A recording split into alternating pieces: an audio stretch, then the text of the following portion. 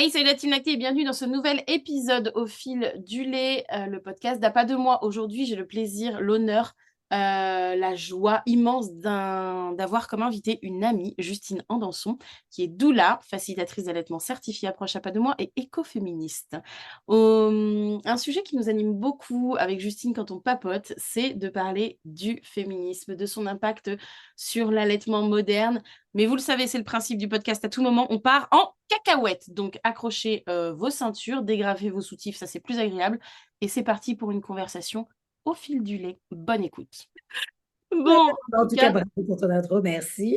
merci. Oui, Allez, c'est un honneur. justement, est-ce que tu veux commencer par nous dire deux, trois mots de plus sur toi? Pourquoi ce sujet-là en particulier? C'est quelque chose qui t'anime, par exemple. Alors, ce qui m'anime depuis plusieurs années, c'est vrai qu'il y a deux choses. Il y a le féminisme et la maternité. Mm. Et c'est d'ailleurs pour ça que je me suis reconvertie en tant que doula, parce que je trouve qu'en tant que doula, on est là justement pour accompagner les femmes à être actrices de leur maternité, de leur parentalité et notamment de leur allaitement.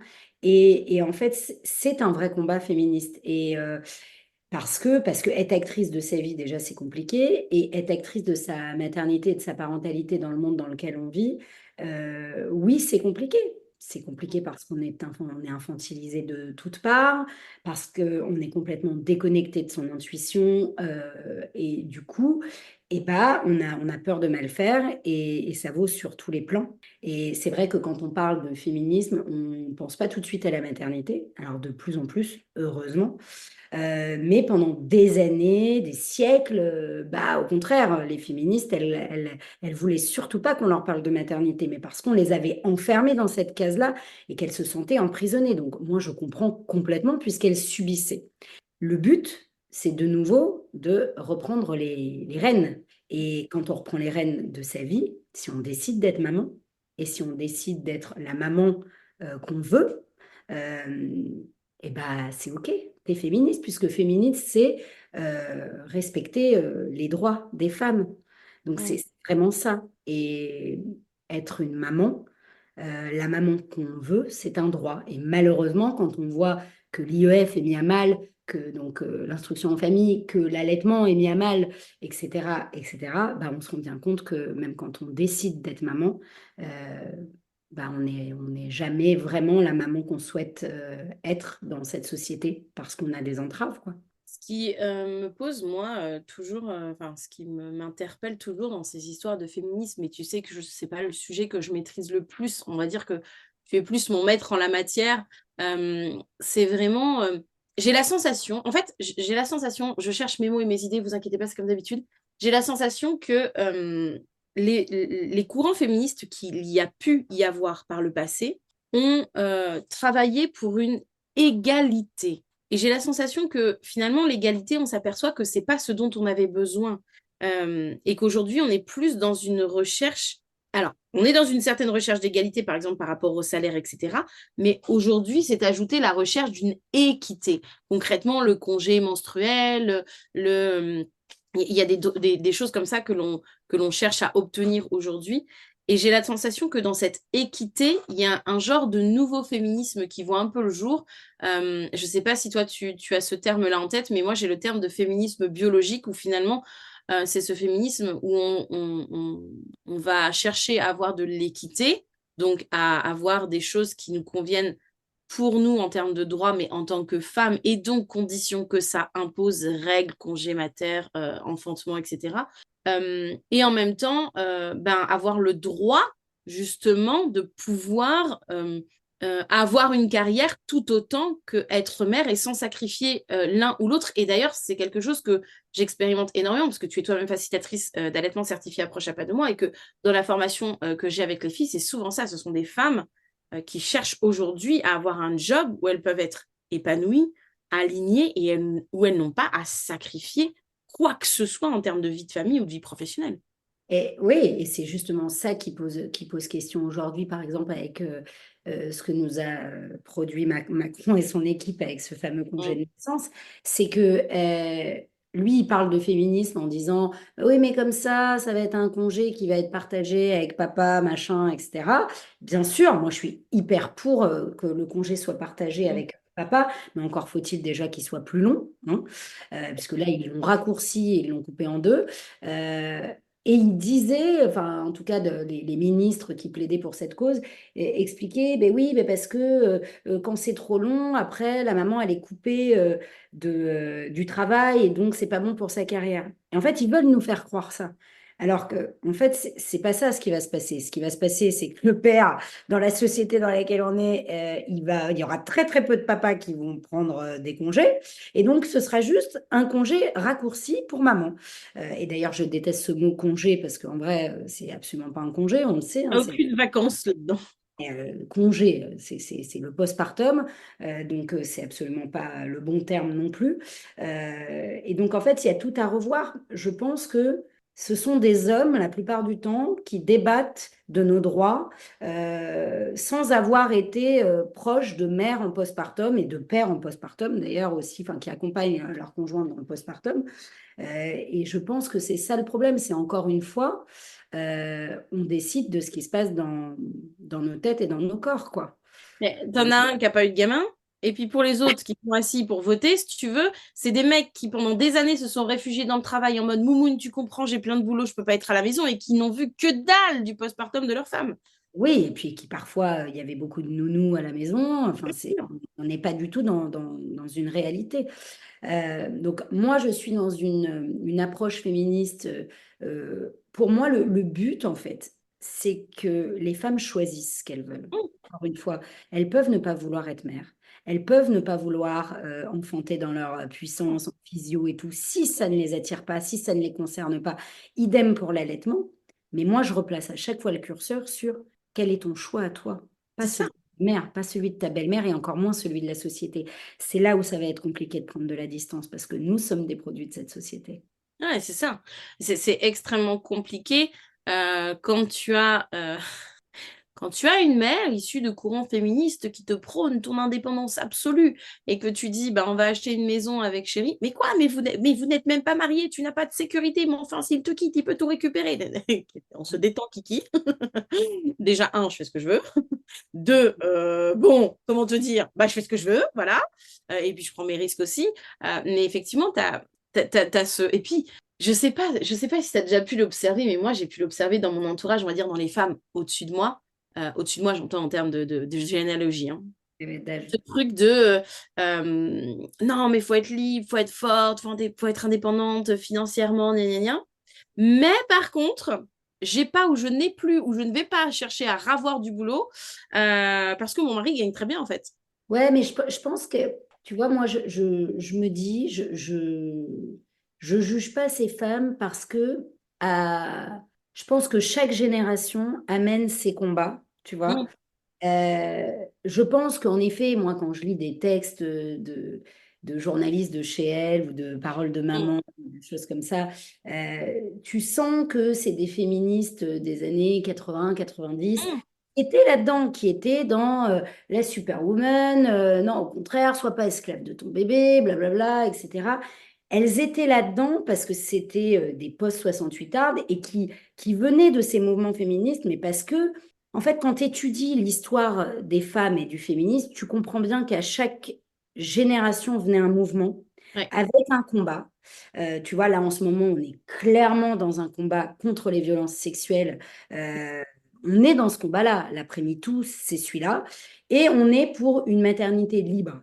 Mm. Libre, émancipée et non infantilisée. Et on voit bien, les paroles se libèrent sur les règles, sur le postpartum, sur tout ça. C'est bien. C'est Ouais, pas moi, je fais des conférences sur les violences lactées faites en maternité. Enfin, voilà, on est vraiment ça, sur là-dedans. la obstétricale, gynécologique. Voilà, on est sur ça. Je pense que ça les. C'est sûr que tu as deux femmes de deux générations qui se rencontrent. C'est parfois compliqué parce qu'elles. En fait, je pense qu'il faut qu'il y ait de l'accueil des deux côtés. Il faut surtout contextualiser. Mm. C'est sûr, moi, il y a certaines copines à moi hein, qui ont plus 60 ans et tout, avec qui je parle, et oui, elles ont leur façon de penser, c'est sûr. Mais finalement, chaque génération a connu ça parce que quand les femmes ont pu commencer à avoir un travail, je suis même sûre, on ne peut plus peut-être plus les interroger, ou si vous le pouvez, faites-le. Je suis sûre qu'elles ont entendu leur mère et leur grand-mère leur dire, mais enfin, pourquoi tu t'imposes ça? Exactement, exactement. Et moi, j'ai une cousine, mais que j'adore, avec qui je suis très proche, qui est hyper drôle et tout, qui tient un bar de lesbiennes à Marseille avec sa copine, des meufs, tu vois, de gauche, hyper open, hyper ouvertes et tout, qui pourtant m'a sorti quand j'ai dit que je voulais être doula. euh, ah ouais, tiens, ça m'étonne de toi. Ah ouais, les meufs, elles veulent vraiment faire du sans-péri de temps en temps, mais pourquoi? De Et temps en temps. Ouais, non, mais genre, mais elle était dans un truc, moi j'étais là, mais si, parce que tu comprends, t'as des femmes qui veulent renouer avec leur pleine puissance sauvage et tout. Ça lui parlait pas du tout, ça lui parlait pas du tout. Parce qu'elle disait, mais non, mais attends, moi je comprends pas, non, je comprends pas qu'elle veuille la douleur. Elle voyait que la douleur, elle voyait pas la puissance. Ouais, ouais. Pense que c'est de l'éducation. En fait, c'est s'éduquer. C'est s'éduquer. C'est ouais, c'est deux écoles qui se rencontrent, quoi. Donc Ah, mais c'est finalement, c'est ce que tu dis. On l'a eu à toutes les générations, quoi, finalement. ouais, ouais. Ce qui compte, je pense que c'est de recontextualiser. Là, je suis en train de lire un livre, mais extraordinaire. Mais les filles, si vous m'écoutez, mais lisez-le. Mais même s'il y a des hommes, bon, Nous le titre, enfin! ouais, c'est Les Grandes Oubliées de Titu Lecoq, qui est une essayiste, romancière. Je ne suis pas sûre qu'elle soit historienne, mais en tout cas, elle travaille l'histoire, c'est évident. Elle a écrit un livre, donc Les Grandes Oubliées de l'histoire. C'est un livre, c'est pas une fiction, c'est pas un roman, hein, c'est un livre historique avec énormément de sources, enfin c'est daté, etc. Et en fait, ça nous emmène jusqu'au Paléolithique pour voir à quel point les femmes se sont battues pour leurs droits, à quel moment elles ont été hyper puissantes et honorées, et comment ça s'est retourné avec cette société patriarcale et tout. C'est brillant et c'est extrêmement intéressant. Franchement, c'est magnifique. Et Voilà. voilà, comme si j'avais pas assez de livres chez moi que je n'ai pas le temps de lire, bien sûr, Ouais. évidemment. Ça se lit hyper facilement, mais ça t'embarque en fait à chaque période de l'histoire et c'est incroyable. Et en effet, tu vois que chaque période est balayée par une autre et que à un moment, c'est bien expliqué. Au Moyen Âge, les femmes, elles avaient quand même des rôles dans la fonction publique. Mais au Paléolithique aussi, hein. Voilà, et tous les noms étaient féminisés au Moyen Âge, Mm. etc. Et en fait, d'un revers de Renaissance, et ben ça s'est terminé. Après, les femmes n'ont même plus leur nom. Et puis après, tu te dis, ah tiens, ça va s'améliorer, mais pas du tout. Au 19e siècle, ça a été pire que le siècle d'avant. Donc, déjà, un truc, les filles, c'est très bien que l'IVG soit dans la Constitution parce qu'en fait, ce genre de choses montre bien, quand tu lis l'histoire et que tu analyses l'histoire, que bah, c'est pas parce que tu as gagné une fois que ça vaut pour toute la vie. Ah. Ça, c'est hyper important de le voir parce que là, on le voit vraiment noir sur blanc dans un livre. Et voilà, bon, tu vois, je suis partie en testance. Ouais, mais tu vois, je me dis, est-ce que, je pense à nos filles, parce que toi et moi, on a des filles. Est-ce que on peut anticiper, à ton avis, j'ai pas envie de dire le prochain combat, j'ai envie de dire la suite de ce féminisme-là que peut-être nos filles vont mettre en place. Parce que finalement, quand tu regardes chaque génération aussi, alors qu'on râle ou qu'on râle pas, on doit quand même à nos anciennes Sûr. d'avoir ouvert et d'avoir défraîchi certains terrains, mais comme nous devrons nos enfants, d'avoir défraîchi certains terrains. Peut-être pas comme on voudrait qu'ils soient aujourd'hui parce qu'il y a eu des évolutions sociétales de droit, etc. Je ne dis pas le contraire, mais en tout cas, si elles ne l'avaient pas commencé, on ne pourrait pas le continuer. Alors, est-ce qu'on peut se demander quelle va être la continuité que vont connaître nos filles? Tu vois, moi, à chaque fois, j'essaie de me dire, je me dis tout ce que je connais aujourd'hui, tu vois, tout ce que je connais aujourd'hui, dans 20, 30 ans, là, Mm. ma fille, elle aura peut-être, ou pas d'ailleurs, des enfants, peu importe. Mais elle aura peut-être des copines.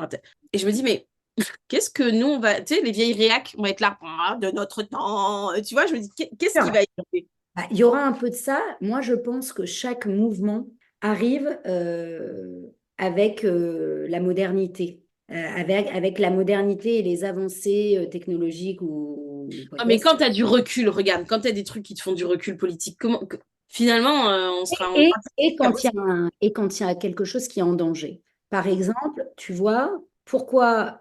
cette année, l'IVG est dans la Constitution parce qu'on a vu que c'était fragile aux États-Unis. On l'a vu de nos propres yeux. Et je pense que c'est là où tu as des femmes députées qui se sont dit. Et je pense Je que c'est trouve, aussi, ça va là. Ça va je là. trouve qu'on a perçu une faille bien avant ça pour moi. Je trouve qu'on a perçu une faiblesse sur tout cet aspect-là quand on a perdu Simone Veil. Ouais, mais je dirais quand on a commencé à voir qu'en Pologne, ils revenaient sur ce droit.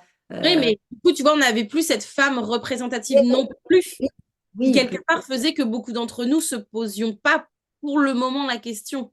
ouais. Non, mais c'est sûr. Après, tu avais des femmes qui travaillaient un peu dans l'ombre, mais c'est sûr. Je pense que quand on voit qu'on a quelque chose qui peut nous échapper, ou même ça va aussi avec les envies d'une société. Par exemple, prenons l'allaitement. Mm. L'allaitement, on voit bien que c'est complètement incohérent. En maternité, tu as plein de maternités, en effet, qui prônent l'allaitement, etc. Tu as Macron et son équipe qui vont dire certaines choses. Et à côté, on voit que bah, rien ne nous facilite la vie avec le retour au travail. Mm.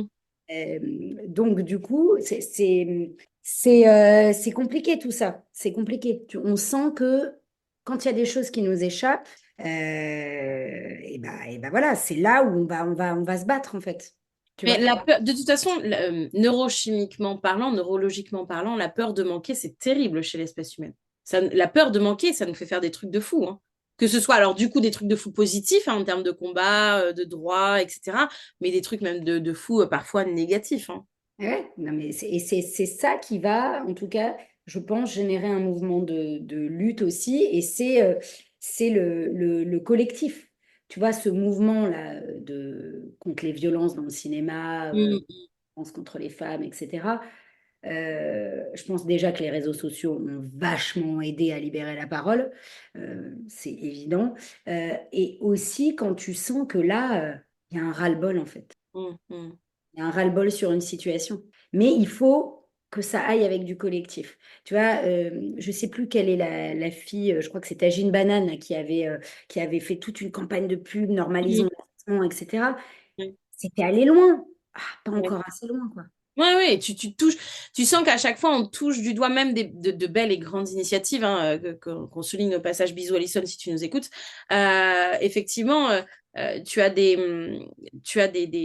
femmes, et c'est une femme qui est à la tête de ça, en plus, je tiens à le signaler, qui mènent des mouvements, qui mènent des actions, déjà aussi loin qu'elles le peuvent.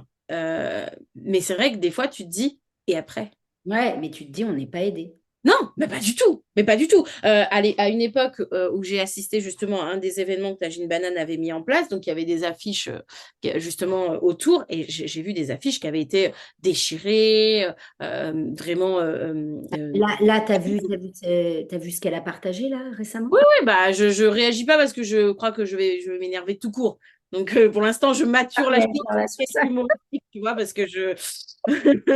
Ah, mais en tout cas, tu vois, qu'il y ait des gens qui utilisent l'allaitement pour hypersexualiser des femmes de nos mots. Et enfin, je sais pas qui a derrière ces choses-là, mais est-ce que c'est les femmes elles-mêmes? Ou Alors, en toute franchise, pour avoir un peu le nez dans les IA, plus j'analyse les images, plus je suis en train de me dire que c'est pas des vraies images en fait. mais alors ça, Ouais. Et plus je les analyse, plus c'est bizarre. Elles ont quand même relativement toutes les mêmes caractéristiques, grains de peau, gestu. Il y a des trucs qui me. Voilà. Et moi, j'ai un geek à la maison, hein, donc je commence à. Il y a des trucs comme ça, je commence à un peu avoir le nez dessus. Et j'ai la sensation que c'est peut-être pas de la personne. Personne. Bah écoute, en tout cas, bon, ça, c'est sûr que bah, ça, par exemple, tu vois, j'ai envie de dire, ça ne nous aide pas. Pas du tout. Alors, pour celles qui ne savent pas de quoi on Ouais. parle, il y a un Là, mouvement actuel sur les réseaux où il y a des jeunes femmes, très jeunes femmes, qui s'exposent en train d'allaiter le bébé et qui, donc on ne voit pas le bébé, par contre on voit très très bien le contenant pour le bébé, n'est-ce pas, pour dire cela ainsi, le sein donc, et qui utilisent les hashtags liés à l'allaitement pour, entre guillemets, ne pas se faire attraper par Instagram. Mais tu vois, ça c'est pareil, il y a un truc là-dedans qui colle pas avec la régie, pour celles qui savent de qui je parle, avec la régie slash l'amoureux. C'est pareil, pour travailler dans les réseaux sociaux, etc., on est là en mode, il y a un fake, les gars, il y a un truc qui colle pas. Il y a un truc qui colle pas parce que ça, ce serait pas ban, alors qu'une femme qui montre à peine en noir et blanc, etc., ce serait ban. Il y a un truc qui colle pas. Hmm. Ouais, et puis on est encore sur l'hypersexualisation de la femme. Moi, je trouve ça monstrueux. Et c'est pas des vrais bébés, hein, c'est des poupons, hein. Non, non, mais quand tu sais que Nestlé et autres sont capables d'avoir ce qu'on appelle des war rooms, donc des chambres de guerre, pour traquer le moindre hashtag, le moindre mot qui irait à l'encontre de leur marque, et qu'ils sont capables de mettre en place des bots pour aller critiquer les posts des mères allaitantes, nous, on est en train de réfléchir ici, en tout cas avec la régie, d'un truc du même style, hein, en réalité. C'est-à-dire que pour discréditer l'allaitement, est-ce qu'il n'y a pas quelque chose, quelqu'un, une entreprise, je ne sais pas. Je ne veux pas crier au complot, mais je veux pas crier au complot, mais en même temps, les documentaires nous montrent très bien qu'ils en sont capables. Hmm. Donc, il y a pas mal de choses dans ce... C'est pour ça aussi que j'ai pas réagi tout de suite, tout de suite, tout de suite. C'est parce qu'il y a quand même pas mal de choses dans cette histoire qui collent pas. Après, ce qui est intéressant dans cette histoire, c'est que tout de suite, les gens ont vu que c'était des faux bébés et que Mm. dans les médias, ça a été quand même sacrément critiqué. Enfin, Ouais, les c'était plutôt positif. J'ai apprécié, franchement, je crois que c'est M6 qui a eu un discours plutôt positif justement en faveur de l'allaitement en disant que c'était vraiment, voilà, que ça allait discréditer et tout. de Donc, faire ça. Enfin, tu vois, donc c'est vrai. Mais bon, moi, quand j'ai vu ça, j'ai eu un haut le cœur, quoi. J'étais ouais, mais choquée. ça montre bien, par contre, ça démontre bien une évolution du regard des médias sur l'allaitement. Ouais, mais bien Et sûr. ça, c'est intéressant. Ouais, ouais, non, mais c'est vrai que c'était. Non, non, mais c'est vrai que c'était intéressant. Mais c'est la première réaction, c'est un walker, quand même. Ah bah ça te... comment te dire? Ça fait un petit moment déjà hein, que je suis au courant, hein, que je suis un petit peu ça de près. C'est pour ça que je te dis, j'ai pas réagi tout de suite parce qu'il y a des choses, il y a des choses pour nous à démêler dans tout ça. Enfin, avec nous, les connaissances qu'on a en termes d'informatique, etc. Et de fonctionnement, il y a des choses qui sont à démêler. Mais oui, oui, ça fait un moment que je le sais. Et au début, quand j'ai vu mon premier réflexe avant vraiment d'aller regarder, je te dis, les images, d'analyser tout ce qu'on on sait nous de notre côté, j'étais en mode, bon, bah, j'ai signalé pas mal de comptes, hein, concrètement. Hein. Ouais, ça, là, tu vas faire la course, hein. Ah C'est, bah. c'est clair. Ouais, mais ça, en tout cas, ça pose question aussi, tu vois, sur si on reprend le fil de allaitement et féminisme. Là, c'était. Moi, c'est normal. Enfin, tu vois, c'était normal que j'ai un haut le cœur, en fait. Parce que Mais ça oui, veut.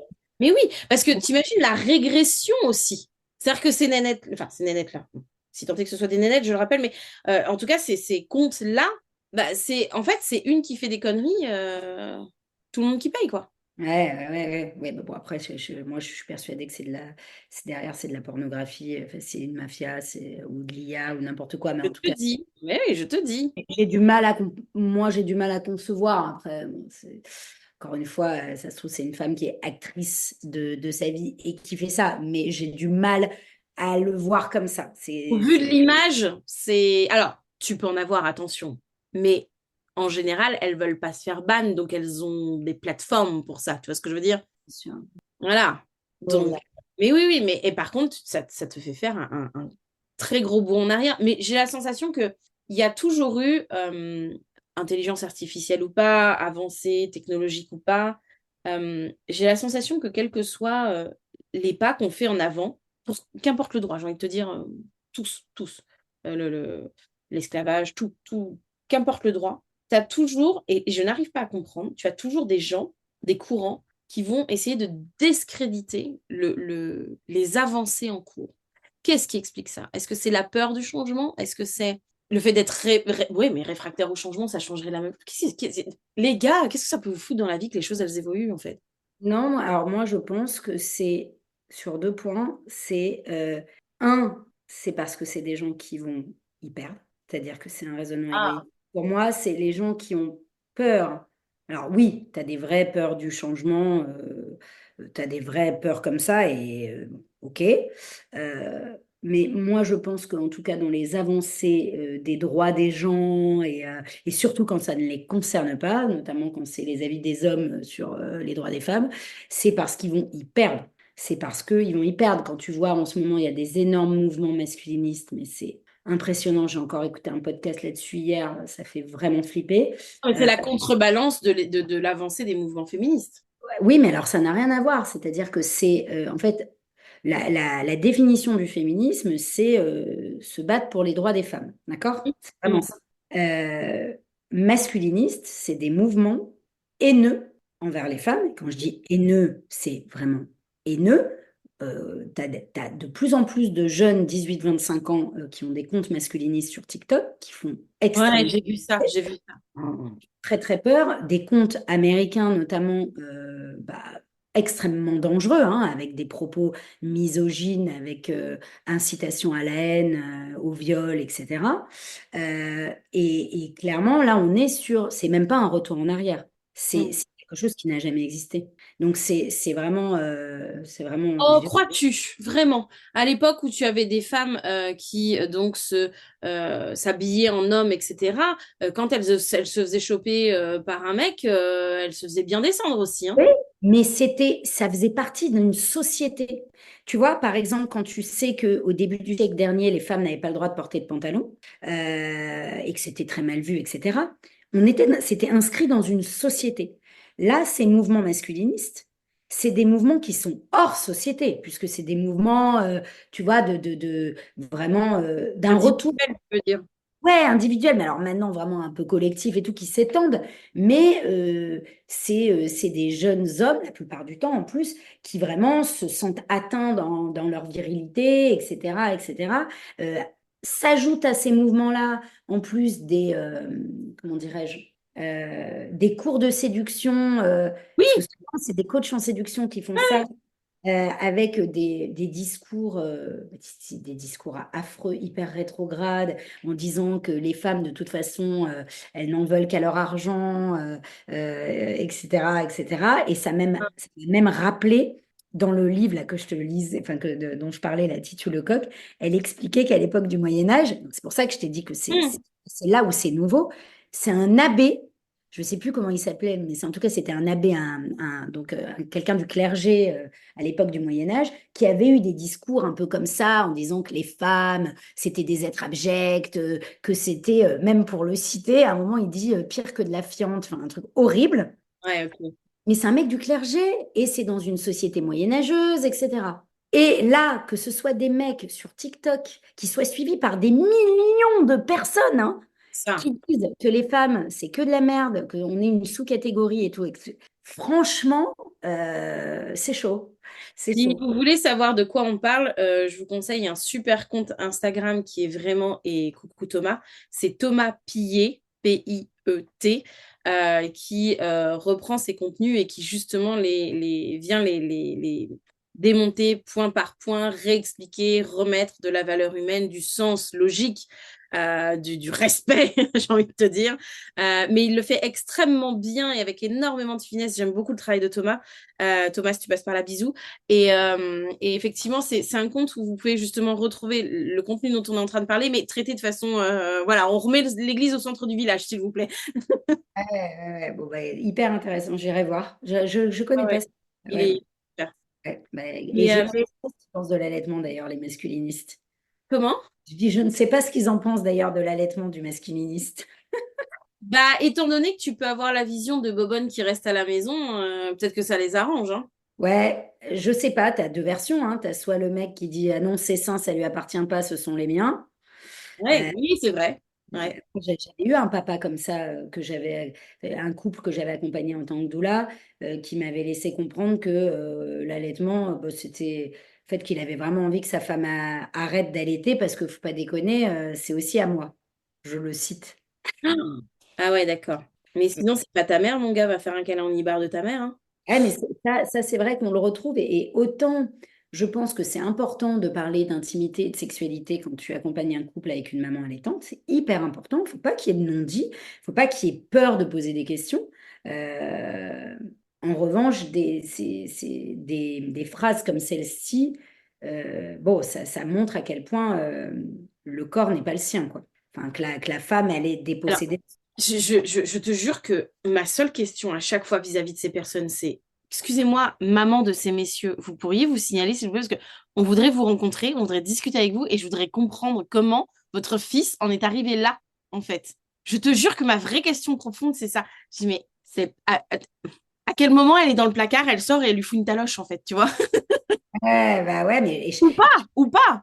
ouais, mais je pense que là, pour le coup, tu vois, peu importe la maman et le papa de ce mec, parce que c'est vrai que parfois, moi, j'aime bien laisser les mères tranquilles aussi, c'est la société qui infuse dans ces mecs. Et parfois, c'est les groupes de mecs entre eux qui disent ah putain, mais attends, elle va allaiter ta meuf. Ah bah dis donc, ça va être le gamin sur le sein tout le temps. Ah bah tu Mais peux pas tu qu'est-ce la qui les reverras a jamais. rendus comme ça? Qu'est-ce qui les a rendus comme Ah, ça? moi, C'est ma moi, question. je dirais clairement, c'est notre société patriarcale. Il y a pas quelqu'un en particulier. Tu as peut-être des groupes de mecs, c'est peut-être un pote qui a laissé échapper ça. Tu sais, il y a beaucoup aussi le men's club aussi, certains groupes de mecs. Il suffirait parfois qu'un mec dans ce groupe de mecs dise non, mais en fait, déjà, ta meuf, elle allait son gamin, c'est génial. Enfin, en vrai, elle fait ce qu'elle veut enfin, en gros, un mec qui se met un peu en mode ouais, défenseur de Mm, mm. ces femmes-là, mais souvent, c'est des rires étouffés, même quand ils sont pas d'accord. Et moi, je le vois bien parce que j'ai plein de potes et même mon mec qui parfois, tu as une grossièreté qui est, mais pas forcément sur l'allaitement, hein, mais dans une conversation de mec qui est balancée et tout le monde se tait, quoi. Mais pourquoi? Parce qu'il faut avoir des coronesses d'affronter les autres mecs. Et ça, Pardon, ces mecs-là se vantent quand même d'en avoir pas mal, donc utilise-les dans le bon sens, mon gars. c'est clair. Parce que là, concrètement, tu les as, mais c'est comme le cerveau de certaines femmes. Enfin, je veux dire, c'est les courants d'air, quoi. L'air rentre dans une bolle, il ressort dans l'autre, hein. Ouais, bah mais ouais, c'est un peu, c'est vrai que c'est un peu dommage. Et moi, sur l'allaitement, justement, je dois garder ma posture de doula. Je dois garder ma posture. C'est compliqué pour moi parce que j'ai pas non plus envie de laisser transparaître que Enfin, tu vois, il faut que je fasse, faut que je sois vigilante sur mon comportement et je peux pas non plus rentrer dans une colère noire face à un papa qui m'aide. Donc, je vais y aller avec humour, je vais y aller avec légèreté. Je pense qu'on a la même carte de l'humour. C'est ma carte préférée dans la vie. Bah, ouais, et notamment pour parler aux mecs. Je Bien trouve sûr, que l'humour, bien sûr. ça passe bien et ça amène une touche de légèreté. Et voilà, mais c'est vrai que je ne peux pas le laisser dire ça. Donc, on va décortiquer, on va déconstruire. Voilà quoi. Mais les seins ont été tellement sexualisés que ça a enlevé la valeur nourricière et de réconfort du bébé. Ça a enlevé, en fait. Même si, oui, les seins, comme on l'avait dit d'ailleurs, c'était avec toi, Ryan, Ouais, comme les seins, ça a une valeur érotique. Ouais. bien sûr. Et ça éteint tout le reste. C'est multifacette. Mais j'ai des questions à la con qui me viennent, je te jure. Je me dis, mais pourquoi les seins, c'est devenu aussi érotique? Est-ce que, non pas les femmes, mais les hommes ont cherché à transposer sur les seins ce qui se passe pour eux en dessous de la ceinture? Et comme ils sont tellement ignorants de tout l'appareil génital, et que concrètement, on s'y est pas intéressé pendant très longtemps, bah du coup, ils ont tout focusé là-dessus, tu vois. Oui, parce que c'était en extérieur. Bah ouais, comme eux. C'est notre seule zone érogène euh, qui, Visible. qui était visible, complètement. Complètement. Et puis, tu vois, encore une fois, dans le livre de Titi Lecoq, elle parle de ça. Elle parle de euh, ce qui était caché, ce qui était à l'intérieur. À un moment, tu avais des scientifiques qui disaient c'est des hommes loupés, parce que le sexe n'est pas descendu. Oui, oui, oui, ça je m'en souviens. Oh oui, oui, oui. Donc, pour ce qui est extérieur, bah ok, là, ça c'était quelque chose qu'on avait, qui était sorti. Bon, bah, autant en profiter. Mais alors, les hommes seraient donc des femmes ratées? C'est la question qu'on peut se poser. En effet, parce que c'était stupide cette façon de voir les choses, alors que nous, on pouvait donner la vie et qu'on avait cette poitrine. Mais du coup, c'est là où les scientifiques de l'époque se sont dit, eh ben oui, mais bon, c'est un appareil reproductif et du coup, bah, si elle porte bébé et qu'elle le nourrit, elle reste à la maison. Et en fait, tu vois les textes, tout a été écrit Pense. et retourné pour une raison. Ouais, c'est fou. Donc, ouais. Et à la période du Paléolithique, quand justement on était plus dans un cerveau reptilien, au contraire, les femmes étaient honorées. Mm. Les femmes étaient honorées parce que justement, ils ne savaient pas comment donner vraiment la vie. En fait, à cette époque-là, ils n'avaient pas vraiment fait l'association entre la sexualité et la reproduction. Donc, ils Ouais. voyaient ces femmes euh, porter un être vivant, pouvoir le nourrir, l'enfanter. Enfin, et donc, enfin, les femmes, nos ancêtres, étaient sacrées. Dès le moment qu'ils ont relié la sexualité Et donc que eux aussi étaient utiles. Et évidemment, hein, attention, je suis pas anti-homme. Hein. Euh, non, non, mais vraiment, en plus, moi, Précisons-le, on sait jamais des fois ah, que... en plus, moi, je suis très dans un féminin et masculin sacré. Donc, pour moi, on a, enfin, pour beaucoup d'ailleurs, on a toutes et tous du féminin et du masculin sacré. Et c'est aussi ça, hein, l'écoféminisme. Donc, mais en tout cas, il y a des hommes, pas tous les hommes, certains hommes à cette époque-là, se sont dit, bon, bah, elles sont pas si sacrées puisque nous aussi, on est utiles. On a la petite graine. Et je me demande, tu vois, en t'écoutant, si... Alors, il y a plein d'avancées à la science. On va surtout pas remettre ça en cause. Concrètement, la science sauve des vies aujourd'hui, hein, vraiment. Mais est-ce que le fait que les sciences, en l'occurrence les sciences humaines, les sciences anatomiques, aient vu le jour à un moment donné de l'histoire, c'est pas un peu venu, pas désacraliser, mais enlever finalement cette naïveté qu'on entend dans le propos de oh bah c'était des femmes, elles portaient, elles nourrissaient le petit, bon bah c'était comme ça, voilà, tu vois, on se posait pas plus de questions. Et je me dis, est-ce que les avancées scientifiques, on sait que toute chose a les avantages de ses inconvénients et les inconvénients de ses avantages. Je vous laisse réfléchir à ça, mettez pause sur le podcast, elle est un peu longue celle-là. Mais effectivement, je me dis, est-ce que les avancées scientifiques, les recherches, tu vois, tout ça, c'est pas aussi un peu ça qui, quelque part, est venu déstabiliser peut-être? En fait, ça a enlevé le sacré, c'est surtout que ça a enlevé le pouvoir et l'intuition à certaines femmes et certains hommes, et surtout les femmes, évidemment, mais même certains hommes, c'est-à-dire que les guérisseurs, etc., à un moment, pareil, on les a empêchés de parler. On sait bien qu'il y a eu une grande époque de chasse aux sorcières, et d'ailleurs, on se loupe, c'est pas le Moyen-Âge, c'est pendant la Renaissance, c'est une grande période où on a voulu faire taire toutes ces femmes et tous ces hommes qui étaient en fait, des sages-femmes, des guérisseurs, des guérisseuses, des magnétiseurs. Oui, oui, oui, enfin tout Ah, ça. quand la science a pris son essor et que tu as certaines personnes, les premiers médecins, qui en fait voulaient avoir cette chasse gardée, quoi. Mhm, C'est le monopole de la manière de guérir, le mhm. monopole du savoir, le monopole de la connaissance. Et donc, ces femmes, on les traitait de sorcières. Et après, sur l'obstétrique, moi, l'histoire de la naissance, c'est quand même hyper intéressant. C'est que les sages-femmes étaient les accoucheuses des femmes depuis le début de l'humanité. Enfin, en tout cas, c'était les autres femmes au début, et puis après, c'était vraiment les sages-femmes. Euh, on les a reléguées au second plan. Hein.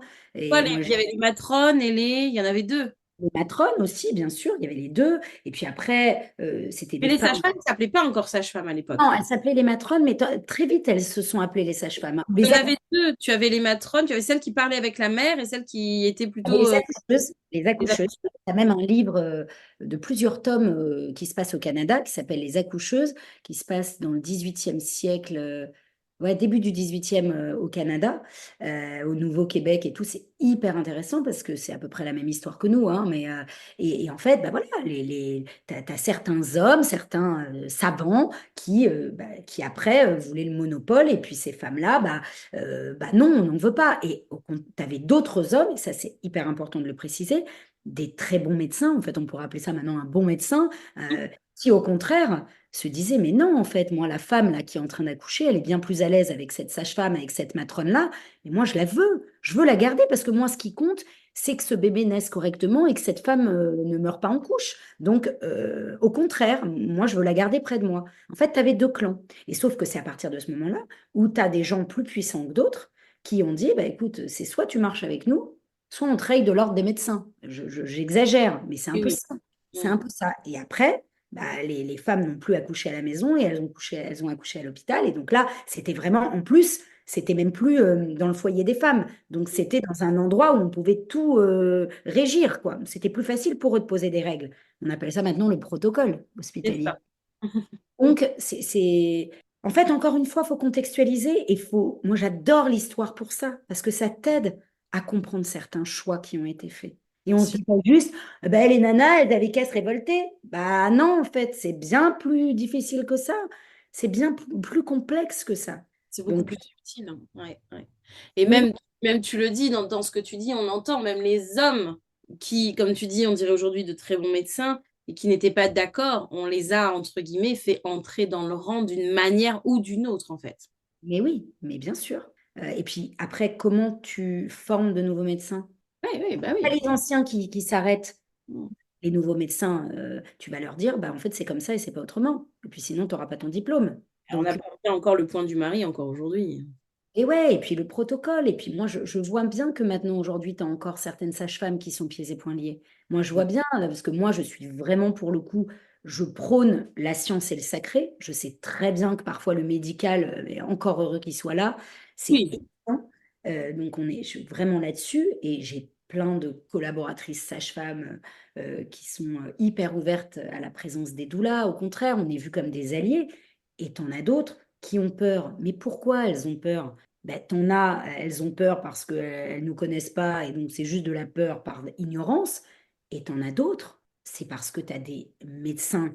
Alors là, je ne sais pas si c'est hommes et femmes, je m'en fiche, mais en tout cas des obstétriciens ou des obstétriciennes qui, pendant certains cours dans les études de sage-femme, ont dit méfiez-vous des doulas. Moi, j'ai même une copine qui m'a raconté, ça c'est honteux, j'ai une copine qui m'a raconté que tu avais une sage-femme qui parlait un peu, enfin, elle bavardait pendant le cours, et tu as le médecin qui lui dit eh, dis donc, faites gaffe, hein, sinon vous finirez doula. Hein. oh, Genre, en mode, ça l'insulte. ouais, c'est ça, ouais. Essaye d'être un petit peu consciencieuse dans ton boulot, arrête de bavarder, sinon tu finiras doula. Et c'est vraiment mal connaître Oui. notre métier. C'est violent, c'est violent. Ouais, c'est hyper violent. C'est hyper violent. Et heureusement que tu as plein de gynécos qui sont pas comme ça. Mais encore une fois, on est sur chasse gardée. Chasse gardée. Là, en ce moment, pareil, la chasse aux sorcières qui est faite aux naturopathes. On Ouais, a... bah, j'ai aucun doute que tout le monde y passera, hein, de toute façon. Hein. Quelle est la méthode? Discréditer. Discrédité, tu fais peur. C'est-à-dire que bizarrement, tu ne vas relayer que les articles où ça s'est mal passé pour la maman. Bizarrement. Eh oui. Discréditer. Et là, facilitatrice d'allaitement, doula et tout. Mais c'est sûr. Ah, tiens, ah bah là, il y a eu ce fait-là avec une maman, machin. Et parfois, c'est même pas vrai, en vrai. Mm, Tu mm. vois, c'est des histoires montées de toutes pièces aussi. Oui, Tu mais vois? ça, j'ai envie de te dire que même si on subit le marketing de manière générale dans nos vies, à force, on en comprend aussi certains rouages quand on est un peu alerte, un peu, voilà. Et l'utilisation de la peur et l'utilisation de la discréditation, pardon, ouais, je suis dyslexique, les gars, démerdez-vous. Et ben, effectivement, c'est des leviers qui sont vachement utilisés quand tu veux te débarrasser concrètement de quelque chose qui te gêne. Oui, mais nous, j'ai l'impression qu'on est dedans. Tu vois, enfin, moi je suis ancienne journaliste, tu as, un regard là-dessus hyper affûté. C'est pas le cas de tout le monde. C'est pas le cas de tout le monde. Et en plus, nous, on est à fond dans les réseaux, machin, on est assez militante. Clairement, moi même, enfin, tu vois, une copine, une maman d'école, l'autre fois, elle arrive et elle me tend un magazine, elle me dit, oh là là, t'as vu ce qui a marqué sur les doulas, ça la fout mal, c'est pas Ah bon pour... bah oui, je me demandais si tu l'avais vu. Ok, ouais. Ouais, c'est pas bon pour vous et tout. Je suis encore obligée de me défendre, c'est chiant en fait. T'as quand même l'impression que t'as des gens qui sont venus sur Terre pour te faire chier quand même. Ouais, enfin, ceci dit, pour rebondir là-dessus, moi, ce que je ne comprends pas, c'est que tu aies des gens qui fassent partie d'une corporation, qui fassent partie d'un métier et qui font quand même de la merde en oubliant que ça va éclabousser tout le groupe. Oui, c'est vrai, c'est pour ça d'ailleurs que t'as des chartes qu'on signe hein, quand on est Ouais. doula. Mais le problème, il est où? Je pense que le problème, quand tu regardes le contexte, le problème, il est que les femmes, elles peuvent plus accoucher où elles veulent. Le Oui. problème, c'est qu'il y a maintenant une perte de confiance claire en le médical, d'accord? Mhm. Il y a ça aussi, euh, lié à plusieurs facteurs, hein, mais clairement, l'hôpital va mal quand même. Dans les politiques à nous protéger. Enfin, je veux dire, quand Ah, tu enlèves du personnel, quand tu enlèves des lits, quand tu enlèves... Enfin, c'est ça. Et en plus de ça, j'ai envie de dire, mais vas-y, fais des écoles de doula. Tu vois que ce métier, il est en train de monter, c'est comme la naturopathie. Mais vas-y, ok, encadre un peu. Tu vois, enfin, surtout qu'encore une fois, tu as des gens bien. C'est-à-dire que moi, je connais des sages-femmes qui ont fait doula. bien sûr, évidemment. l'un n'est pas incompatible comme j'ai des sages-femmes, des auxiliaires, des infirmières puères qui sont en formation facilitatrice d'allaitement. Ces meufs-là, elles ont tout compris. Mais bien Elles ont sûr, tout compris. mais bien sûr. Et c'est vrai que tu as des nanas qui se battent comme ça. Sandrine d'Envoler Matrescence, Mmh. que j'ai faite en tant que doula, elle se bat pour ça, tu vois. Elle se bat pour que sa formation elle soit reconnue, etc. Mais enfin, on ne nous aide pas, tu vois ce que je veux dire. Donc, c'est vrai qu'on parle toujours quand même de ce qui ne va pas, des manquements, et derrière, ben, on n'aide pas, quoi. Enfin, tu vois, moi, quand je vais chez le médecin pour mon enfant et que on le sculpte à peine et qu'on le met sous amoxicilline, etc., je suis là, ok, super. Non, mais, Et ça et fera 30 euros. voilà, 5 c'est vrai peut-être. quand même dans une médecine hyper allopathique, absolument pas préventive, parce que y a pas de, parce que ça fait pas de fric, clairement. Et évidemment que si mon fils est au plus mal, je vais lui donner les médicaments. Mais c'est plus que, bah, ok, tu as pris 2 minutes pour le regarder, bah, je veux bien que tu sois un super médecin, mais, mais du coup, il n'y a rien derrière. Il n'y a pas, ok, bah, on va soutenir avec les plantes, on va soutenir le foie, parce que quand même, les antibiotiques, alors, de plus en plus, tu as des médecins qui soutiennent le foie maintenant. Mais ce que je veux dire, c'est qu'on n'est pas aidé. Et moi, je suis la Mais première à aller en médecine alternative, du coup. tu viens de mettre le doigt dessus. Ça rapporte pas de fric. Pas de fric. J'ai envie de te dire Pas de fric. non. Et j'ai envie de te dire qu'en tant que vulgarisatrice depuis tellement d'années et aujourd'hui en tant que passeuse de savoir à travers la transmission, je sais que ça va poser problème. Parce que ce que je transmets, c'est du savoir qui permet aux femmes de reprendre la main sur un aspect de la vie, de leur vie, qui en l'occurrence là est l'allaitement. Ok. Euh, et en fait, quand quelqu'un sait, bah, ça consomme moins. Bah ouais, le Je vais même savoir. être très précise, ça consomme Mm, moins. mm. Je vous laisse faire le lien. C'est beaucoup plus actrice que consommatrice. Mais évidemment. Mais oui. Et ça gêne, ça gêne. Non, mais bien sûr. Non, mais je suis tout à fait Parce que je d'accord. le rappelle au cas où personne ne le saurait, hein, que bien sûr les lobbyistes pharmaceutiques tiennent pas mal les bourses de nos chers politiques aussi. Mais oui, non, mais c'est sûr que c'est, tu vois, ça fait flipper ça. Ça fait vraiment flipper. Et moi, je pense que, encore une fois, je suis pour une alliance de la, Les deux, on de a la besoin des deux. La science et du sacré ensemble, mais ce serait magnifique si les médecins étaient un peu plus intéressés à la naturopathie, à l'homéopathie, à la phyto. Alors, t'en as un certain. Mais punaise, il n'y a pas de place avant je sais pas combien de temps, hein.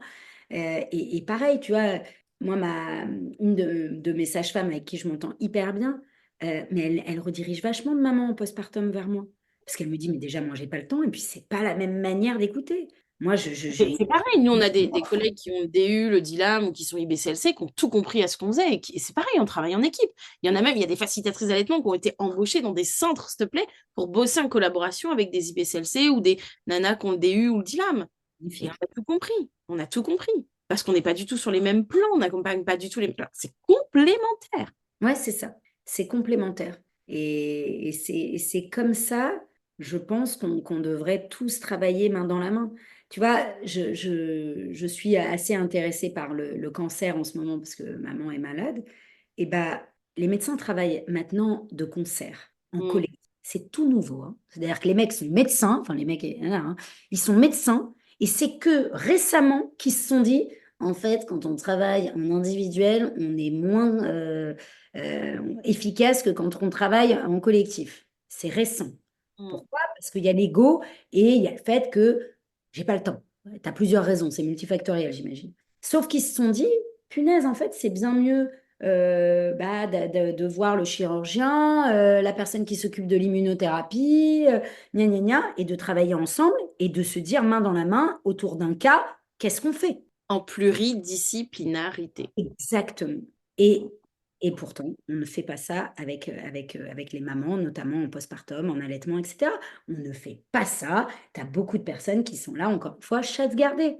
Et j'écoutais Anna Roy, qui est sage-femme, une sage-femme assez connue sur un podcast autour du postpartum, et elle l'explique ça. Elle dit aux mamans, appelez votre sage-femme, l'ostéo, pourquoi pas la doula, pourquoi pas.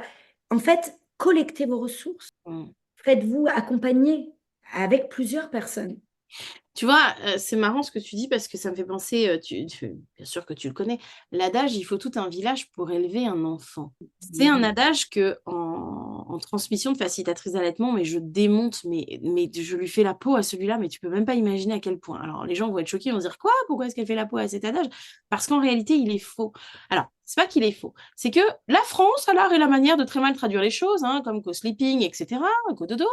Et en fait, en France, on le prend au pied de la lettre. C'est-à-dire qu'il faut tout un village pour élever un enfant. Bah, les gens viennent chez toi et te prennent ton bébé de tes bras pour que tu puisses aller faire à manger, le ménage, etc. Non, les gars, vous avez rien pigé. Il faut tout un village pour soutenir la maman. Oui, ça, c'est... Foutez-lui la paix, laissez-lui son bébé, faites le ménage, faites à manger, faites les courses. Ça, oui. Et c'est ce fameux adage-là, il faut tout un village pour élever un enfant. Il est d'une culture, il me semble, africaine, si je crois me souvenir. Et la culture et l'accompagnement de la mère en postpartum n'est pas le même que chez nous. Donc là-bas, il a le sens qu'on devrait lui donner quand on dit il faut tout un village pour soutenir une maman chez nous. Mais tu vois, là, et ça, c'est quelque chose sur lequel on revient, mais tu le sais très bien parce qu'on l'a travaillé ensemble, les interprétations subjectives, interpréter quelque chose de manière totalement subjective, c'est-à-dire par rapport à ses propres valeurs, son histoire, ses prismes, etc., c'est terrible et ça fait énormément de mal parce qu'aujourd'hui, les gens te disent, mais je fais bien, on m'a dit qu'il fallait tout un village pour élever un enfant, je fais bien. Non, non, t'as pas compris. Ici, en tout cas en France métropolitaine, il ne faut pas tout un village pour élever un enfant, il faut tout un village pour soutenir une maman. D'accord? Donc ramène-lui des lasagnes, va lui faire des courses, lave-lui son linge de maison, lave-lui sa cuvette de toilette parce qu'elle a une césarienne et qu'elle a les plaies ouvertes, ça oui. Mais ne lui enlève pas son bébé des bras. Ah oui, non, ça en effet, moi, c'est pas comme ça que je l'entends. En revanche, tu as une maman, si je l'accompagne et qu'elle me dit j'ai besoin de faire une sieste, et là, mon bébé, je veux bien que tu t'en occupes. En fait, c'est surtout toujours pareil, replacer la maman au centre de ses choix. On est d'accord. Replacer la maman au centre de ses choix, mais qui est quand même compliqué dans nos vies actuelles. Et en France, clairement, on n'y échappe pas.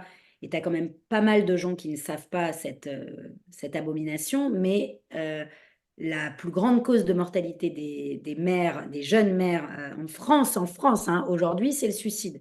Le suicide lié à la dépression du postpartum. Hmm. Donc, il y a un vrai problème. Tu veux que j'aille plus loin? Ouais.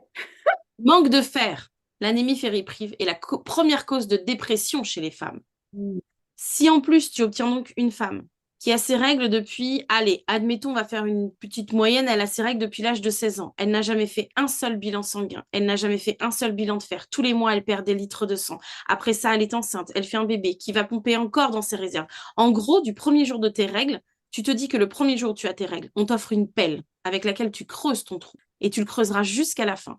Et en fait, certaines, ce trou, il devient tellement profond qu'il sert bien plus vite que prévu. Et je reste persuadée que si on avait un meilleur accompagnement du point de vue de la santé globale de la jeune fille, entendez-moi bien, parents qui avaient des enfants, de la jeune fille, et qu'elle avait donc, parce qu'on sait qu'aujourd'hui l'alimentation moderne ne suffit plus, qu'elle avait donc tous les apports dont elle a besoin, y compris éventuellement en supplémentation. Attention, pas de supplément sans bilan, s'il vous plaît, mais éventuellement, on n'aurait peut-être pas moins de dépression postpartum, mais elle serait peut-être beaucoup moins violente et on aurait peut-être beaucoup moins de suicides. Ah bah, c'est hyper intéressant ce que tu dis. C'est sûr que la nutrition du postpartum est en effet à être supplémentée si on fait un bilan et qu'il s'avère catastrophique. Euh, Encore une fois, on est sur de la prévention. À On est quel moment tu l'as? À quel moment tu l'as? on est sur de la prévention et de la même manière qu'il faut une prévention psychologique, là, il faut savoir qu'ils sont en train de nous enlever un truc top qu'ils avaient fait, Macron, c'est dommage, ils sont en Ouais. train de nous l'enlever. Ils sont en train de casser le truc des 1000 premiers jours. Tu sais, il y avait un test en ligne hyper Mhm. intéressant pour savoir si on était en dépression du postpartum. Ils sont en train de le virer. Donc là, il y a toute une pétition qui est en train d'être faite pour que ça reste. Je trouve ça honteux. Tu sais qu'il y a un problème. Alors, c'est pas Et une en solution. plus, là où c'est honteux, c'est que le mec te parle de réarmement démographique. Tu as quand même envie, par moment, qui que soit la personne en face de toi, d'aller l'entarter. C'est-à-dire que on te parle d'un truc où, grosso modo, on te demande d'être une couveuse sur pattes. Par contre, on t'enlève ton congé maternité, on te le raccourcit. Alors, je rappelle que 3 mois, ça veut donc dire aussi que c'est juste le temps de la mise en place de l'allaitement, hein, pour revenir à l'allaitement. Je crois que c'est Qu'un pas postpartum, je crois que c'est 2 mois et demi, hein. C'est 3 mois, une bonne mise en place d'allaitement, c'est 3 mois. Non, non, mais le congé. Oui, le congé, 3 mois et demi. Bref, combien t'as de mamans déjà aujourd'hui avec le congé actuel qui t'appellent en disant non, mais je vais pas tenter l'allaitement parce que tu comprends, je vais reprendre le travail. Donc déjà. Pour revenir là-dessus, c'est pareil. Tu disais oui, il y a potentiellement pas beaucoup d'hommes qui vont le prendre. Il y a une autre raison en fait qu'il n'y a pas beaucoup d'hommes qui vont le prendre. C'est parce que potentiellement, toujours pour des questions d'équité et d'égalité, c'est lui qui a le plus gros salaire. Donc ça vaut mieux que ce soit lui qui reste au boulot aussi, tout simplement. Donc on est en train de t'enlever des trucs alors qu'à côté, on te demande de... Ça n'a... Les gars, ça n'a pas de sens. Ça n'a... Ouais, mais en fait, ça n'a pas de sens du tout parce que, à la limite, tu parles de quelque chose. Ok, donne des sous et de l'accompagnement pour l'infertilité. Quand tu comprends l'infertilité, bah, fais en sorte qu'il y ait moins de perturbateurs endocriniens, combat les pesticides. Je sais pas, moi, fais en sorte qu'il y ait des campagnes de sensibilisation. Euh, Il y a plein de choses à faire. Ah, mais tu vois, test d'endométriose, 800 balles, absolument pas pris en charge par la Sécu. Bref, Octobre Rose. Aussi. Octobre Rose. On le doit, on le doit pas à l'État, les gars. Si vous reprenez, et parce que ça, j'y ai travaillé pour ma chaîne, on ne le doit pas à l'État. On le doit à une meuf multimilliardaire qui a injecté je sais pas combien de thunes là-dedans, Esther Lauder, très précisément, qui a investi je ne sais plus combien là-dedans, qui a ouvert une fondation. En gros, les gros trucs, c'est souvent pas de l'État que ça vient. Après, ça s'est démocratisé, ça s'est popularisé et ça a été repris par des instances politiques parce que ça fait genre, ça fait bien. Mais à la base, l'histoire, là, on la doit à une personne, hein. Et tout est comme ça, en fait. Si t'as pas une personne un peu... Oui, il faut des moyens, il faut pas se mytho, il faut des moyens, c'est clair. Ben, si t'as pas ça, et ben... Et ouais, et puis il faut avoir la rage aussi. Enfin, tu vois, À la rage, je l'ai, j'ai juste pas encore les moyens. Non, mais c'est vrai que parfois, j'avais entendu ça quelque part, parfois tu as un épuisement militant. Tu as un épuisement militant pour certains combats, notamment autour de la santé, autour bah, du postpartum, le mouvement, tu sais, une femme, une sage-femme, Hum. on est malveillante, etc., des mouvements comme ça, C'est là. essoufflé, hein, ces mouvements-là. En fait, c'est dur après de prolonger le truc, de l'inscrire dans la durée parce que t'es pieds et poings liés. Et en effet, cette question d'oseille, Hum. bien sûr, t'as raison, pour qu'il y ait une vraie campagne de sensibilisation et tout, parfois c'est mort avant d'être né, hein. Donc, c'est évident. Bon, on ne va pas être fataliste, les pauvres, les nanas qui vont nous entendre. On n'est pas fataliste et au contraire, j'ai même envie de dire qu'on donne de l'espoir parce qu'on n'arrête pas aussi de donner des exemples de gens qui se battent en fait et qui certes, a des mouvements qui s'essoufflent, mais tu en as d'autres qui naissent. Après, Ouais, c'est à quel moment est-ce qu'on va réussir à se retrouver à plusieurs sur une thématique et à faire avancer les choses. Et ouais. là, on a réussi à faire rentrer l'IVG dans la Constitution, tout est possible. Ouais, c'est vrai, c'est vrai, c'est vrai. C'est plus, je pense que en effet, il y a tout un leurre sur le postpartum. Et là, on était bien parti avec cette histoire des 1000 jours et de la pétition, enfin du test en ligne. Là, j'avais trouvé ça incroyable, mais qu'on finisse maintenant avec une pétition pour pas que ça s'en aille et que ça nous échappe. Je me dis merde, quoi. Enfin, et puis en fait, rien n'est cohérent. En effet, donc. Heureusement qu'il y a des personnes comme toi qui forment plusieurs nanas, parce que c'est ça qui est important. Toi, tu n'es pas dans l'individuel. Tu diffuses ton savoir pour qu'il y ait de plus en plus de facilitatrices d'allaitement et que du coup, les femmes se sentent soutenues. Mais encore une fois, c'est les mamans qui vont... bah, on va pas forcément les guider sur ça. C'est elles qui vont collecter leurs ressources, alors à part si elles ont une doula ou une sage-femme qui leur en parle, mais c'est elles qui vont prendre le choix, qui vont faire ce choix-là quand elles vont te voir sur Instagram et qu'elles vont se dire, OK, je vais prendre une facilitatrice d'allaitement. Tu vois, il y a encore pas assez de personnes dans le soin, dans le médical, qui pourraient aiguiller ces femmes-là vers des facilitatrices d'allaitement, par exemple. Mais j'ai envie de dire qu'en fait, peu importe, et je te remercie pour les mots que tu envers mon travail, hein, c'est pas le propos, mais quoique tu connais ma facilité à accueillir les compliments, voilà, on dit merci, je sais. Mais dans tous les cas, je pense que c'est chacune de nous, tu sais, un peu à l'image du colibri. Toi, t'es doula, c'est pareil, tu rencontres plein de femmes chez qui tu peux aussi, mine de rien, on le fait de manière inconsciente. Il y a deux, trois trucs qu'on glisse quand même de manière inconsciente. Je sais très bien que les filles que je forme, c'est pareil. Chacune de nous, en fait, chaque femme qui va accompagner une autre femme, c'est aussi comme ça qu'on fait grandir et grossir les idées. Bien sûr, à chaque fois c'est toile d'araignée, c'est toile d'araignée. Mais c'est vrai que parfois il y a des moments où je me dis c'est un grain de sable, quoi. Tu sais, les suffragettes auraient pu se dire la même chose avec le droit de vote. Toutes, je pense, auraient pu se dire, ont pu même se dire ça à des moments donnés, quand elles se faisaient repousser parce qu'elles militaient pour le droit de vote, pour qu'on ait accès à un travail, pour qu'on ait enfin nos propres comptes bancaires, parce que il y a tout ça, hein, les filles, hein, enfin toute personne qui nous écoute, hein, il y a toute cette histoire aussi à se remettre en tête, hein. Mais je pense qu'à chaque grande étape ou petite étape, peu importe, il y a toujours eu de l'épuisement. Euh, mais c'est en ça aussi où on peut compter sur celles et ceux, parce qu'il y a des hommes dans tout ça aussi, hein, qui prennent le relais, parce que bah, nous, ça nous permet de prendre une pause, de respirer et de revenir aussi.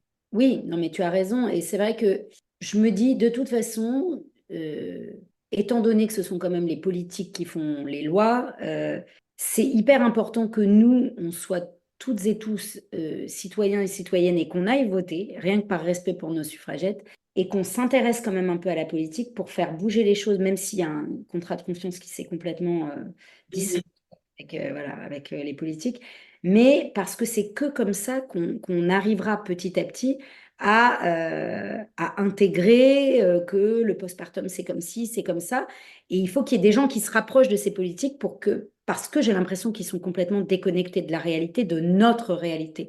Donc c'est vrai que tu as des nanas comme toi et comme d'autres, des sages-femmes ou des doulas importantes. Mais bon, nous, pour l'instant, en tant que doula, on n'est pas forcément hyper bien vus, mais en tout cas, qu'il y ait des personnes qui puissent aller au ministère de la Santé et à des moments, qu'il y ait des grosses réunions, parce que je sais que ça a été fait hein, pour le livret des 1000 jours, et qu'il y ait des gens qui Me écoutent. lance pas là-dessus, Justine. Ils ont chié à la gueule de certains intervenants. Ça a été royal. Je veux dire, non. Oui, parce que c'est toujours les mêmes. Ils ont écouté, à mon avis, certaines personnes qui avaient déjà du pouvoir.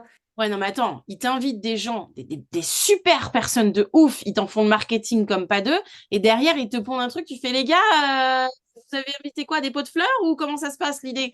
Trop dommage. Il faut bien que ça. Ah, faut pas me lancer sur les 1000 premiers jours, je te jure. Ah, après, il faut bien que ça débute aussi. Oui, oui, Ah, aussi, c'est ça. c'est petit à petit, quoi. C'est progressif. C'est step by step, mais de toute façon, ce que je retiens surtout de toute cette conversation, c'est que il faut qu'on soit ensemble.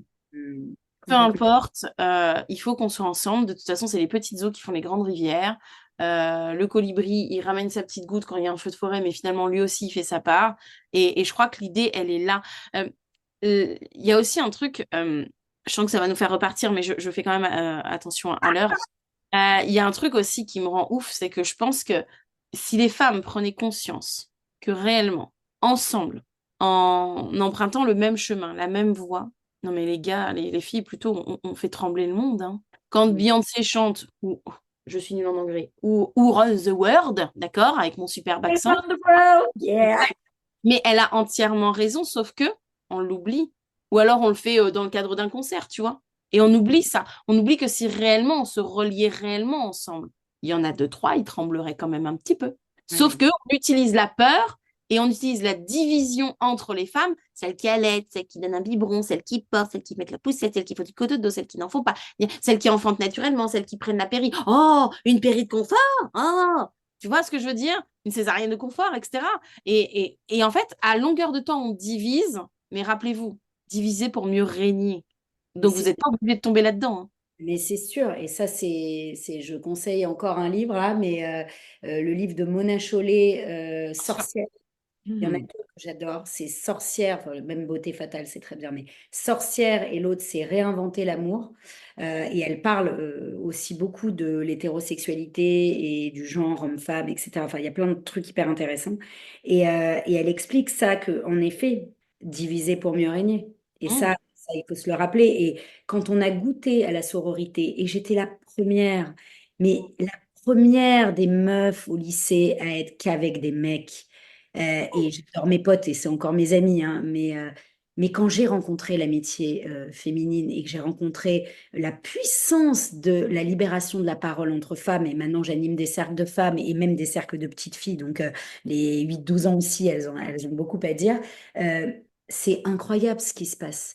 Et encore une fois, c'est pas tant la femme C'est laisser ouvrir son féminin sacré. Alors, je vais peut-être passer pour la grosse perchée, mais là, je vais ouvrir bientôt des cercles aux hommes. Ouvrir, c'est-à-dire que ce sera des cercles inclusifs, hein, mixtes.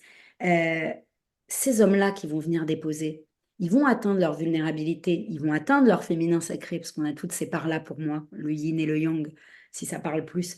Et c'est ça, en fait, c'est être soror entre femmes, mais c'est se dire, mais si on va plus loin, c'est ensemble hein, qu'on va sauver la planète. Hein. C'est pas en étant les uns contre les autres et en étant dans une société individualiste. C'est l'humilité. C'est l'unité et c'est surtout laisser l'ego de côté. Oh, bah ça. C'est laisser l'ego de côté pour une puissance du groupe, pour une puissance du collectif. C'est hyper compliqué, hein.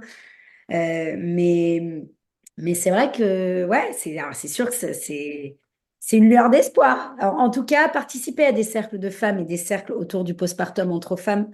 Vous y verrez la reliance, vous y verrez quelque chose d'incroyablement puissant, On peut incroyablement. s'engager de manière quelconque, mais oui, auprès des personnes qui ont besoin de nous, en fait. Ouais. Et qui ont besoin de cet éveil, cette sensibilité, appelez ça comme vous voulez, qu'on est en train de partager, toi et moi, là en ce moment, quoi. Hmm. Mais ouais, cette reliance, ça fait le pouvoir, quoi. Mm. Il y a le savoir qui fait le pouvoir et il y a aussi le fait d'être soutenu par ses pairs. D'être PAI. ensemble. Il n'y a qu'à voir les gosses quand ils veulent un truc, hein. Viens, on va le dire à maman. Ah, ils sont deux, hein. Trois, quatre. Hein? Ils ont tout Alors, pigé. ça s'appelle la manipulation. Oui, mais ils se relient entre eux, tu vois. Il y a une reliance, C'est une reliance quand même. c'est clair. Ouais, ouais, Tout ouais, non, compris, mais là, qui ouais. viennent avec leurs petits yeux de chapeauté comme ça pour te raqueter un morceau de cookie, hein. Ils ont tout Clair, compris. clair. Ouais, non, mais c'était intéressant. C'était intéressant. J'espère que ça va intéresser en tout cas certaines femmes, en tout cas, à réfléchir sur la notion du fait d'être actrice de sa maternité. Certaines femmes, message que j'ai appris de par des petites voix qui m'ont dit que nous n'étions pas écoutés que par des femmes. Mais moi, j'adore. Mais attends, si j'ouvre les cercles aux hommes, c'est bien parce que je pense qu'il y a plein de choses à transmettre. Et d'ailleurs, si c'est que à chaque fois des femmes féministes qui nous écoutent, ça sert à rien. Ce qui compte, c'est que ça puisse faire germer des graines partout. Voilà, c'est important, bien sûr. Bon, Voilà. je te remercie beaucoup, ma belle. Merci à toi. Je nous C'était cadre parce qu'avec Justine, c'est quelque chose. C'est comme avec Tania, on pourrait partir pendant des heures. non, Donc, mais je nous guide. t'as raison, t'es la gardienne du temps. Bravo. Merci beaucoup, ma belle, pour cette heure presque et demie passée ensemble. Merci infiniment pour ce temps, pour cet échange, pour cette richesse, comme d'habitude, d'échange. Enfin, je dis comme d'habitude, pour moi, les gens vont découvrir. Merci infiniment, en tout cas, au plaisir de rediscuter. Je pense qu'on nous dira, mais quand est-ce qu'elle revient, Justine? Donc voilà, avec grand plaisir. Je n'ai pas d'autre mot que celui-là. De toute façon, en français, il n'en existe pas d'autre. Donc, infiniment merci encore, ma douce. Je te fais de gros bisous. Merci à toutes celles et tous ceux qui auront écouté jusqu'ici. Vous avez le droit de faire pause, vous avez le droit de le réécouter, vous avez le droit de le liker, de le commenter et même de mettre une note, pourquoi pas, ou un avis sur les diverses plateformes sur lesquelles vous l'écoutez. Moi, je vous fais de gros bisous. Je laisse le dernier mot de la fin à Justine et je vous dis à un prochain épisode. Eh ben, merci à toutes et empuissancez-vous à travers la maternité et à travers vos choix.